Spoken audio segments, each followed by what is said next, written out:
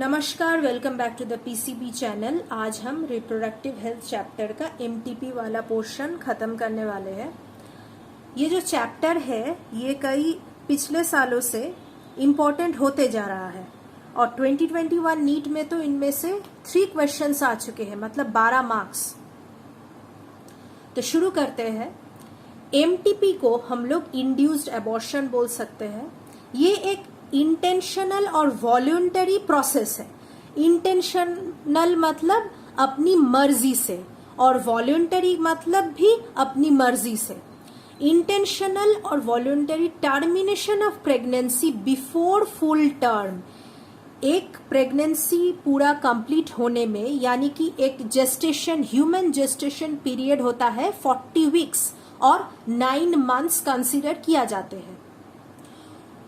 9 months से पहले अगर प्रेगनेंसी को टर्मिनेट किया जाता है तो उसे मेडिकल टर्मिनेशन ऑफ प्रेगनेंसी बोलते हैं। अब इसे इंटेंशनल और अपनी मर्जी से क्यों बोल रहा है?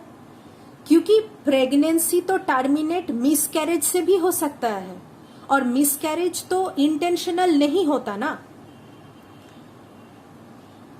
उसके बाद 45 to 50 मिलियन एमटीपी पूरे वर्ल्ड में एक साल में होते हैं, जो कि ये जो 45 to 50 मिलियन है ये 1/5 ऑफ द टोटल कॉन्सीव्ड प्रेगनेंसी है। मतलब अगर पूरे साल में, पूरे एक साल में पूरे दुनिया में अगर 100 फीमेल प्रेग्नेंट होते हैं तो उनमें से 20 फीमेल का एमटीपी हो जाता है। अब इस मेडिकल टर्मिनेशन ऑफ प्रेगनेंसी को लीगलाइज किया जाएगा या नहीं, इसके ऊपर बहुत सारे देशों में all over the world debate चल रहा है, क्योंकि इसमें बहुत सारे इमोशनल, सोशल, रिलीजियस और एथिकल इश्यूज इन्वॉल्व्ड हैं। इमोशनल इसलिए क्योंकि कई लोगों को ऐसा लगता है कि एक जान को मार दिया जाएगा जब टर्मिनेशन ऑफ प्रेगनेंसी होगा। फीटस के साथ एक इमोशनल बॉन्ड हो जाता है। और उसके बाद कई रिलीजियस ग्रुप्स ऐसे हैं जो एमटीपी के अगेंस्ट है।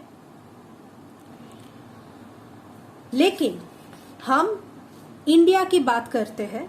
गवर्नमेंट ऑफ इंडिया एमटीपी को 1971 में लीगलाइज किया था, लेकिन उसमें रेस्ट्रिक्शन था ताकि कोई भी एमनियोसेंटेसिस द्वारा एमटीपी का फायदा नहीं उठा सकता।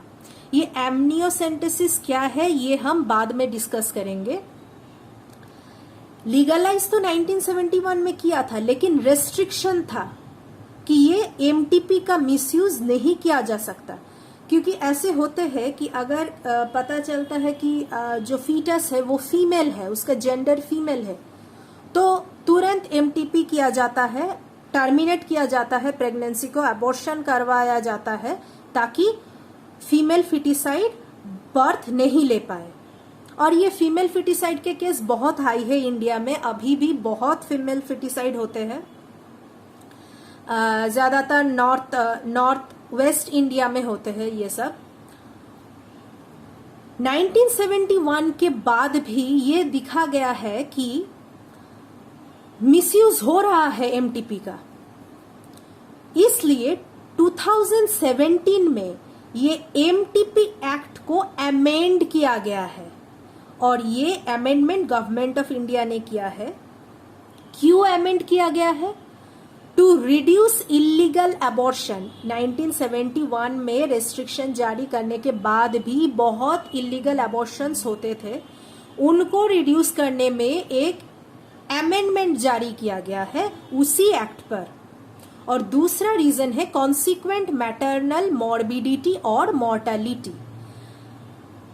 मतलब एमटीपी से वो जो मदर है उसकी जान ना जाए, इसके लिए एमटीपी अमेंडमेंट एक्ट जारी किया गया है 2017 में। अब इस एक्ट के अंदर कुछ रूल्स और रेगुलेशंस फॉलो करना पड़ेगा अगर किसी को प्रेगनेंसी टर्मिनेट करना हो तो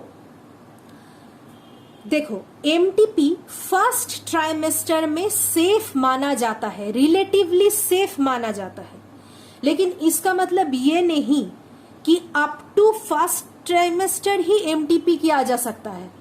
up to first trimester MTP safe है। फर्स्ट ट्राइमेस्टर का मतलब है पहला 3 महीना, यानी कि 12 वीक्स ऑफ प्रेगनेंसी। एआईपीएमटी 2011 में या 2011 में आया है कि एमटीपी कब तक सेफ कंसीडर किया जा सकते हैं, तो उसमें एक ऑप्शन था 18 वीक्स और 12 वीक्स भी था। तो क्योंकि वहां पे सेफ मेंशन किया गया था तो उसे हम 12 वीक्स ही मार्क करेंगे, 18 वीक्स नहीं करेंगे। अगर किसी को ये फर्स्ट ट्राइमेस्टर में एमटीपी करवाना है तब भी उस इंसान को कम से कम एक रजिस्टर्ड प्रैक्टिशनर की ओपिनियन लेना पड़ेगा। रजिस्टर्ड प्रैक्टिशनर मतलब वो डॉक्टर्स जिनके पास लाइसेंस होते हैं, प्रैक्टिस करने के लिए जिनके पास लाइसेंस होते हैं और डिग्री भी होते हैं। अब सेकेंड ट्राइमेस्टर में भी एमटीपी किया जा सकता है, लेकिन वो रिस्की है।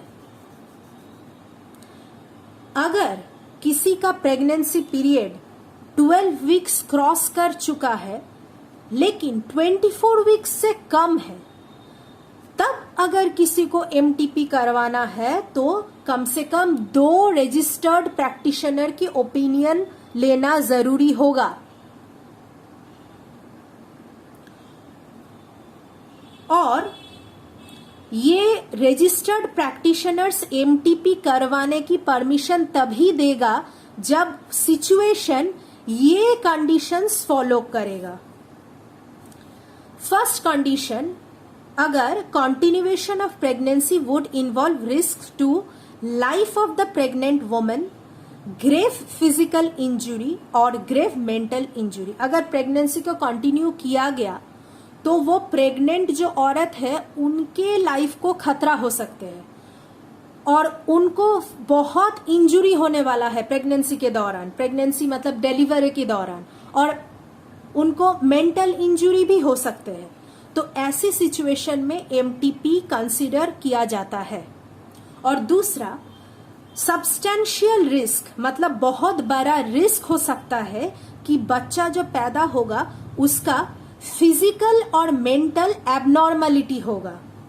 मतलब कोई जेनेटिक डिसऑर्डर भी हो सकते हैं, कोई किसी भी टाइप की मेंटल बीमारी या फिर फिजिकल एबनॉर्मलिटी अगर डिटेक्ट किया जाता है जब वो रेगुलर चेकअप के लिए जाते हैं प्रेगनेंसी के दौरान, जब वो रेगुलर चेकअप्स होते हैं, तब अगर ऐसा कुछ एबनॉर्मलिटीज दिखाई दिया और वो प्रेगनेंसी 12 वीक्स से ज्यादा लेकिन 24 वीक्स से कम है, तब भी ये एमटीपी कंसिडर किया जाता है।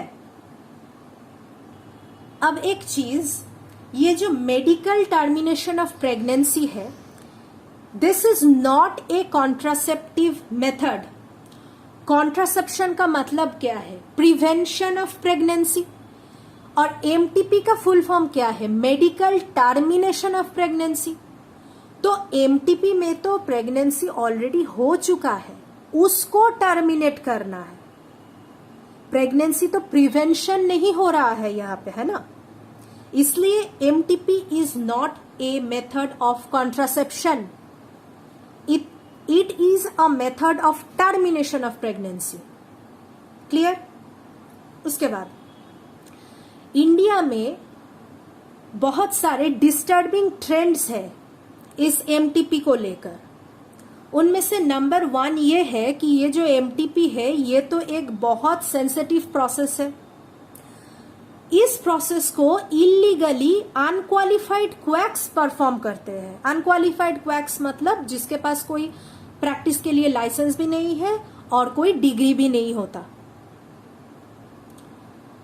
ये सेंसिटिव प्रोसेस अगर कोई अनक्वालिफाइड क्वैक्स परफॉर्म करेगा तो ये अनसेफ और फेटल हो सकता है मदर के लिए। और दूसरा तो वाइडली प्रिवेलेंट है, आप लोग जानते हैं कि misuse of amniocentesis to determine the sex of the child. अब this is a very important point. amniocentesis के ऊपर बैन नहीं है, क्योंकि amniocentesis is a very useful process. इसमें फीटल सेल, ये सारे एनसीईआरटी के लाइन है, इसमें फीटल सेल और डिजॉल्व्ड सब्सटेंसेस को सिरिंज के माध्यम ले जाते हैं और उन्हें एनालाइज किया जाते हैं, ताकि हम पता कर सके कि ये जो फीटस है उनके अंदर कोई जेनेटिक डिसऑर्डर्स है कि नहीं. जेनेटिक डिसऑर्डर्स जैसे Down syndrome, haemophilia, sickle cell anaemia, ये अगर फीटस में है तो एमनियोसेंटेसिस के द्वारा हम इसे निकाल सकते हैं. इसलिए एमनियोसेंटेसिस प्रोसेस बैंड नहीं है, लेकिन एमनियोसेंटेसिस अगर determination of sex of child use किया जाते हैं तो वो चीज बैंड है.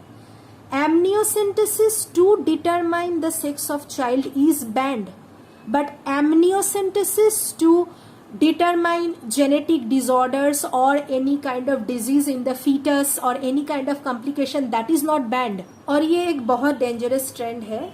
अगर गलती से भी फीटस फीमेल निकली तो that is followed by MTP.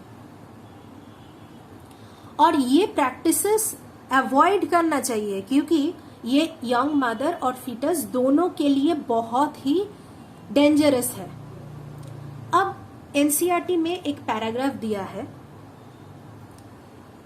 कि वाई एमटीपी हमें जरूरत क्यों होते हैं.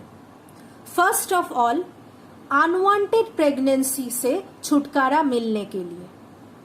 अब अनवांटेड प्रेगनेंसी कब कब होते हैं? जब कैजुअल और अनप्रोटेक्टेड इंटरकोर्स होते हैं. उसके बाद जब फेलियर ऑफ कॉन्ट्रासेप्टिव होते हैं. जितने भी मेथड्स ऑफ कॉन्ट्रासेप्शन है वो 100% फेल प्रूफ नहीं है. सिर्फ सर्जिकल मेथड यानी कि vasectomy in case of males and tubectomy in case of females, ये दोनों ही सिर्फ और सिर्फ फेल प्रूफ है 100%. बाकी जो भी कॉन्ट्रासेप्टिव बोलो, स्पर्मिसाइडल जेल्स, क्रीम्स, वो कॉन्डम्स, वॉल्ड्स, जो भी बोलो, ये 100% फेल प्रूफ नहीं है. उसके बाद आ गया रेप्स. और finally, if the continuation of pregnancy is harmful to foetus और मदर और बोथ ऑफ देम. ठीक है. अब ये जो डिस्टर्बिंग ट्रेंड्स होते हैं इंडिया में, जैसे कि अनक्वालिफाइड क्वैक्स से एमटीपीज करवाना, एमनियोसेंटेसिस से sex of the child determine करवाना, ये सब हम प्रिवेंट कैसे कर सकते हैं? हमें इफेक्टिव काउंसलिंग करना पड़ेगा. किस किस टॉपिक के ऊपर? एक तो अनप्रोटेक्टेड क्वाइटस नहीं होना चाहिए. अनप्रोटेक्टेड क्वाइटस सिर्फ एमटीपी प्रिवेंट करने के लिए नहीं, वो सेक्सुअली ट्रांसमिटेड इन्फेक्शन प्रिवेंट करने के लिए भी अनप्रोटेक्टेड क्वाइटस नहीं होना चाहिए. सेकेंड, लोगों को पता होना चाहिए कि अगर लोग इलीगल अबॉर्शंस करवाते हैं, इलीगल अबॉर्शंस मतलब अगर वो अनक्वालिफाइड डॉक्टर से एमटीपी करवाते हैं और वो 24 वीक्स के बाद एमटीपी करवाते हैं, तो क्या क्या रिस्क हो सकता है मदर और फीटस के लिए.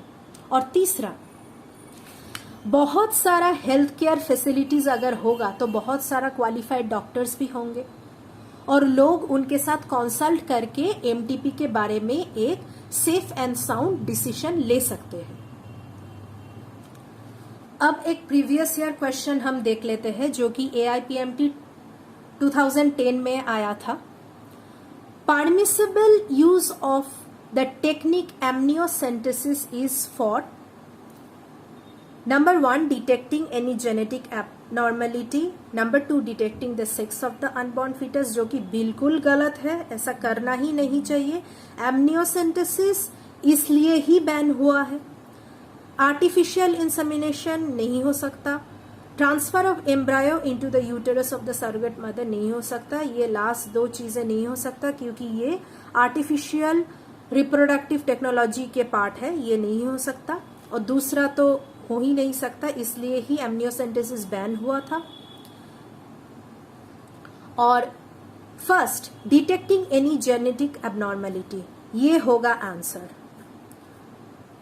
तो एक बार हम रिवाइज कर लेते हैं एमनियोसेंटेसिस में क्या होते हैं।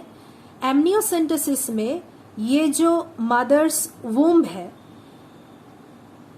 इसके अंदर जो यूटेरस है, यूटेराइन वॉल, उसके बाद जो फीटस है, मान लो ये फीटस है, इसके बाहर बहुत सारे प्रोटेक्टिव लेयर्स होते हैं, कोरियन, एमनियन, ऐसे करके लेयर्स होते हैं। तो बाहर से इंजेक्शन के जो नीडल्स होते हैं उसके मदद से फीटल सेल प्लस